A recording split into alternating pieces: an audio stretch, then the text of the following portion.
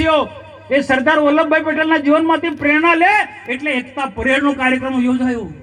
આ એકતા પરેડનો કાર્યક્રમ લાલ કિલ્લામાં જે દિલ્હીમાં થાય એવા પ્રકારનો કાર્યક્રમ થયો. જેવું તેવું નહીં, વરસાદ હતો, વરસાદની વચ્ચે પણ આ કાર્યક્રમ થયો. જોનારા લોકોને રેનકોટની વ્યવસ્થા કરી, લોકોને તકલીફ ના થાય.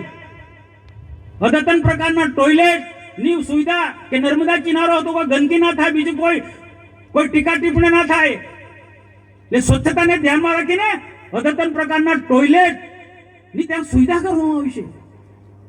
દૂર દૂરથી અલગ અલગ પ્રાંતમાંથી, રાજ્યમાંથી, કર્ણાટક, આંધ્રપ્રદેશ થી માંડી, ઓરિસ્સા થી માંડીને, છત્તીસગઢ થી માંડીને, રાજસ્થાન, મધ્યપ્રદેશ, મહારાષ્ટ્રથી અલગ અલગ અલગ આખા દેશના અલગ અલગ રાજ્યોમાંથી લોકો આવ્યા હતા.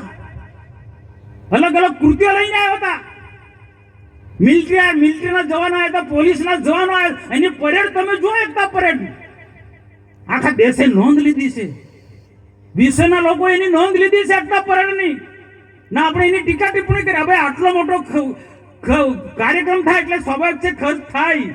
થવાનો ખર્ચ. દેશના પ્રધાનમંત્રી નહીં, કોઈ પણ ભૂતકાળના આવા કાર્યક્રમો તમે જોજો ભાઈ.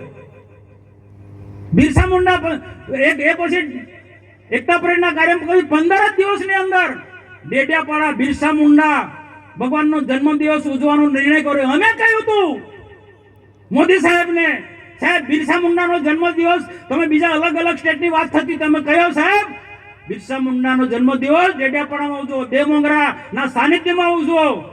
જે દેવમોંગરા જે છે આદિવાસીની કુળદેવી છે. ગુજરાત, મહારાષ્ટ્ર, મધ્યપ્રદેશ, રાજસ્થાન અલગ અલગ સ્ટેટના લોકો ત્યાં દર્શન માટે આવશે. આદ્યાશક્તિ જગદંબાનું સ્વરૂપ છે. દુનિયાને બતાવવું છે કે આદિવાસીઓ પણ આદ્યાશક્તિની ઉપાસના કરે છે. કુળદેવી એમની દેવમોંગરા છે, શક્તિની ઉપાસના કરે છે. અમારી વાત સાંભળીને અહીંયા 15 જ દિવસમાં નિર્ણય કર્યો કે ડેડિયાપાડામાં બિરસા મુંડા જન્મ જયંતિનો કાર્યક્રમ ઉજવવો છે. બાકી આ કાર્યક્રમ આસામમાં બનતો હતો. નરેશભાઈને ખબર છે, મોતીભાઈને ખબર છે. મેં રોકાયો છે. મનસુખ વસાવે વિનંતી કરી મોદી સાહેબને કે સાહેબ ડેડિયાપાડામાં કોઈ ડરતી નથી, કોઈ ડરતી નથી. એક મેસેજ આપવો હતો. અને બીજી કોમ ઇતિહાસ બોલે છે, ઇતિહાસ બોલે છે. કોઈ પ્રૂફ આપે કે બિરસા મુંડાની ઓળખ કોણે આપી ભાઈ? 15-20 વર્ષ પહેલા બિરસા મુંડાને કોણ ઓળખતું હતું? 15-20 વર્ષ પહેલા બિરસા મુંડાને કોઈ ઓળખતું નતું. પણ બિરસા મુંડાની આખા દેશને ઓળખ આપી હોય, ફક્ત આદિવાસી સમાજ નહીં સમગ્ર સમાજને ઓળખ આપી હોય તો ભારતીય જનતા પાર્ટી નરેન્દ્રભાઈ મોદી સાહેબે ઓળખ આપી છે ભાઈ. હું ભારત સરકારનો મંત્રી હતો. અમે ભારત સરકારની ટીમ સાથે અમે બિરસા મુંડાના જન્મ સ્થળ પર અમે ગયા છે. 3 દિવસ સુધી એ વિસ્તારની અંદર અમે ફર્યા છે. અને બિરસા મુંડાનું આખું જીવન ચરિત્ર કઈ રીતના છે એનો અભ્યાસ કર્યો છે. ઠીક છે, આખો દેશ જોડાયો છે. બિરસા મુંડાના જીવનમાંથી પ્રેરણા આપણે લઈ રહ્યા છે. તો એ બિરસા મુંડાને ભગવાન કેમ માને છે? આજે બિરસા મુંડાને ભગવાન કેમ માને છે? અને દેશના પ્રધાનમંત્રીના શબ્દો તમે જોજો, ભગવાન બિરસા મુંડા કહે છે. ક્રાંતિકારી હતા, ક્રાંતિવીર, પણ ક્રાંતિ શબ્દ નથી બોલતા ભગવાન બિરસા મુંડા. કારણ કે એમનું વ્યક્તિત્વ એવું હતું. અંગ્રેજોની સામે લડાઈ લડ્યા, તીર કાંઠાની સેના તૈયાર કરી, પણ સાથે સાથે એમનું વ્યક્તિત્વ એવું હતું કે ગમે એટલો કોઈ બીમાર વ્યક્તિ હોય તો એને દવા આપે, ઔષધિ આપે, 2 દિવસની અંદર, 3 દિવસની અંદર એ મટી જાય. એ પ્રકારનું વ્યક્તિત્વ હતું. અને આ કાર્યના કારણે એમને લોકો ભગવાન માનતા હતા. તો એ બિરસા મુંડાનો જન્મ દિવસ ઉજવવાનો ડેડિયાપાડામાં નિર્ણય કર્યો. અને આપ બધા જાણો છો તેમ 1 લાખ સમાઈ શકે એટલો ડોમ બન્યો. કેમ ભાઈ? બીજા બધી જગ્યાએ બધા શહેરી વિસ્તારમાં ડોમ બને, એવો ડેમ આદિવાસી વિસ્તારમાં ડોમ ના બનવો જોઈએ? આદિવાસીઓ સારા ડોમમાં ના બેસી શકે? આદિવાસીઓ એક સારા ડોમમાં બેસે એના માટે પણ આગ્રહ અમારો હતો. સામાન્ય મંડપ નહીં જોઈએ, પ્રધાનમંત્રી આવે છે તે ડોમ સારો હોવો જોઈએ. ને તમે જોજો, ટીવીમાં જોયો છે કેટલો બફકાદાર આખો ડોમ હતો. અને આખા ડોમની અંદર લોકો ભરાઈ ગયા. પ્રદર્શનની અંદર, યાત્રાની અંદર આખા 25-30 હજાર લોકો હતા. 1 લાખ, 1.25 લાખ, 1.5 લાખ લોકો આજે 2 ટાઈમ જમાડ્યા આદિવાસીઓને. કેમ ભાઈ? આદિવાસીઓને જમાડ્યા એનો હિસાબ માંગો તમે, એનો હિસાબ માંગો છો. દેવમોંગરા માતાજીનું દર્શન કર્યો. આજે એ ત્યાં એ વિદ્યાર્થીની હતી. નરેશભાઈ પૂછ્યું કે મોદી સાહેબે શું પૂછ્યું? દેવમોગરા માતાજીના દર્શન કર્યા, પણ સાથે સાથે આસપાસના જે વિદ્યાર્થીઓ હતા, સારી સ્કૂલોના વિદ્યાર્થીઓને ત્યાં ભેગા કર્યા હતા. કોઈ રાજનીતિ નહોતા કરવા. આદિવાસી સમાજ કઈ રીતના આગળ વધી રહ્યો છે ત્યાં દેવમોગરા ચર્ચા કરી. એવા સ્ટુડન્ટો સાથે અમે વાર્તાલાપ કર્યા કે મોદી સાહેબે શું બન્યું, તો મોદી સાહેબે શું કે આદિવાસી સમાજ માટે સરકાર અમે આટલું બધું ખર્ચ કરે છે, આટલી સારી સારી સુવિધા, સારા બિલ્ડિંગો મરાવે, તમે શું બનવાના છો? તો દીકરીઓ કીધું અમે આઈએસ અધિકારી બનીશું, અમે ડોક્ટર બનીશું. ને એ દેવમોગરા ત્યાં ગયા, ત્યાં પણ ત્રણ હેલિપેડ બન્યા. સ્વાભાવિક છે, પ્રધાનમંત્રી છે ભાઈ, સન્માનીય નેતા છે, એના માટે હેલિપેડ બને. એ રીતના ડેડિયાપાડામાં હેલિપેડ બન્યા ત્રણ. ને લોકોને લાવવા માટે કામ આદિવાસીને ટેમ્પા એક્ટમાં લઈ જાય.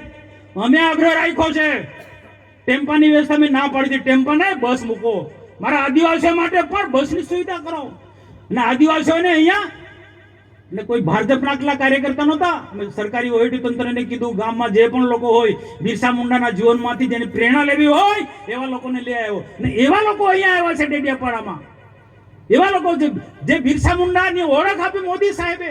ને આવનારા દિવસોમાં બિરસા મુંડાએ શું કીધું? આદિવાસીનો સાચો વિકાસ કરવો હોય, અંગ્રેજોની સામે લડતા એમને એવું કહ્યું છે. આ વાત બધા લોકો શીખવાની છે.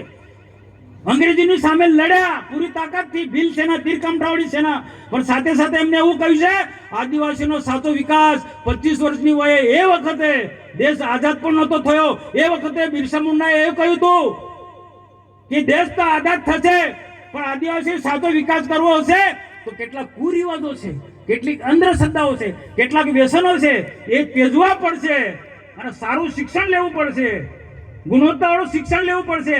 અંગ્રેજી શિક્ષણની હિમાયત કરી હતી અમને. એ બેઝ પર આજે ભારતીય જનતા પાર્ટીની સરકાર, રાજ્ય સરકાર ને ભારત સરકાર આગળ વધી રહી છે. બિરસા મુંડાએ કહ્યું છે શિક્ષણ પર ભાર મૂક્યો છે. આદિવાસીનો ત્યારે જ વિકાસ થવાનો છે.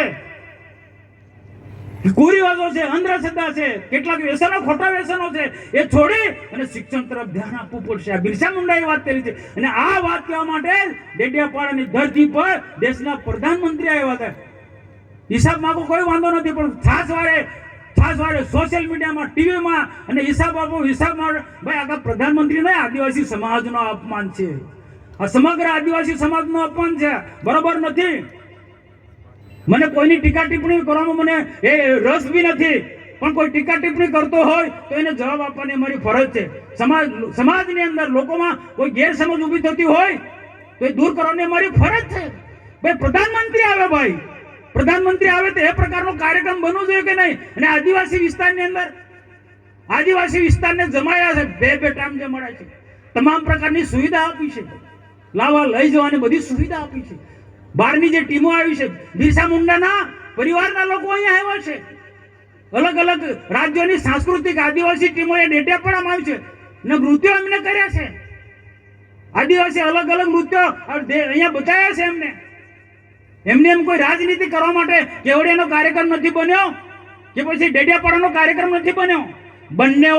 બંને કાર્યક્રમમાં સરદાર વલ્લભભાઈ પટેલનો એકતા પરેડનો કાર્યક્રમ પણ રાષ્ટ્રીય પર્વ હતો ને બિરસા મુંડાનો પણ કોઈ રાજકીય પાર્ટીનો કાર્યક્રમ નહીં, રાષ્ટ્ર વિચારધારાનો ભરેલો કાર્યક્રમ હતો, જેમાંથી આવનારા દિવસોમાં 2047માં દેશ વિકસિત ભારત બનવાનો છે. તો બંને મહાપુરુષોમાંથી દેશવાસીઓ પ્રેરણા લે. સરદાર વલ્લભભાઈ પટેલ અને બિરસા મુંડાના જીવનમાંથી પ્રેરણા લે દેશવાસીઓ. એટલા માટે બંને મોટા કાર્યક્રમ કર્યા. તો આજના પ્રસંગે મારે ઉપસ્થિત સર્વેને મારી નમ્ર વિનંતી છે, પોલીસ જવાનો પણ ઉપસ્થિત છે, કાયદો અને વ્યવસ્થા જાણો, તમે ખૂબ મહેનત કરો, તમારા છોકરાની પણ ચિંતા કરજો ભાઈ. તમારા છોકરા પણ સારું ભણે, આવી સ્કૂલોમાં મોકલો, આઈએસ અધિકારી બને, આઈપીએસ અધિકારી બને, કલેક્ટર બને, ડીએસપી બને. તમે ભાઈ ગરીબ